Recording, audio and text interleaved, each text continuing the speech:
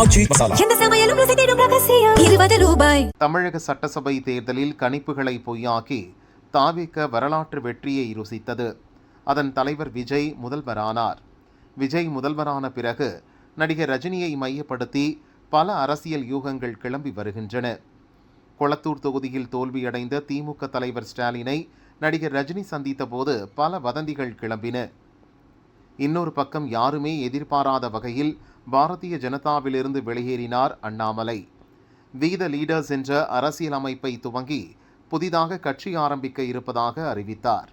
முதல் நாளில் வீடியோ வெளியிட்ட அவர் ரஜினி அரசியல் கட்சி துவங்க திட்டமிட்டிருந்த போது நடந்த பல விஷயங்களை பேசினார். அண்ணாமலை ஆதரவாளர்கள் நடத்தும் கூட்டங்களில் இடம்பெறும் பேனர்களில் ரஜினி படத்தையும் சேர்த்து அச்சடிக்கின்றனர். ரஜினி ஆதரவு அண்ணாமலைக்கு இருப்பதாக அவரது ஆதரவாளர்கள் நம்புகின்றனர்.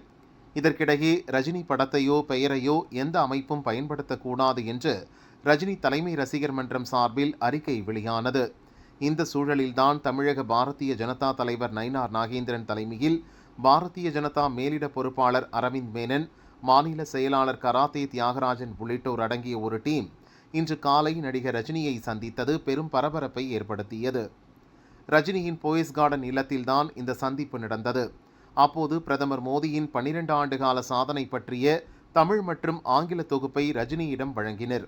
சந்திப்பு முடிந்து வெளியே வந்த நயினார் நாகேந்திரனிடம் செய்தியாளர்கள் கேள்வி எழுப்பிய போது இது மரியாதை நிமித்தமான சந்திப்புதான் என்றார். இருப்பினும் இந்த சந்திப்பின் போது சில முக்கிய அரசியல் விவகாரங்கள் பற்றி பேசி இருக்கின்றனர். குறிப்பாக முதல்வர் விஜய் தலைமையிலான தாவேகவின் ஆட்சி, அண்ணாமலை துவங்கியிருக்கும் புதிய அரசியலமைப்பு பற்றி விவாதிக்கப்பட்டிருக்கிறது. அண்ணாமலைக்கு ரஜினி ஆதரவு கொடுக்கக்கூடும் என்ற தகவல் வெளியான நிலையில் அதற்கு செக் வைக்கவே பாரதிய ஜனதா தரப்பிலான டீம் ரஜினியை சந்தித்ததாகவும் பேச்சு அடிபடுகிறது. ஆனால் ரஜினி எந்த அரசியல் அழுத்தத்துக்கும் செவிசாய்க்க மாட்டார். இப்போதைக்கு அவர் எந்த கட்சிக்கும் தனிப்பட்ட முறையில் ஆதரவு அளிக்கவில்லை. அவர் என்ன முடிவு எடுத்தாலும் மக்களிடம் சொல்வார் என்று அவரது ரசிகர் மன்ற நிர்வாகிகள் கூறுகின்றனர்.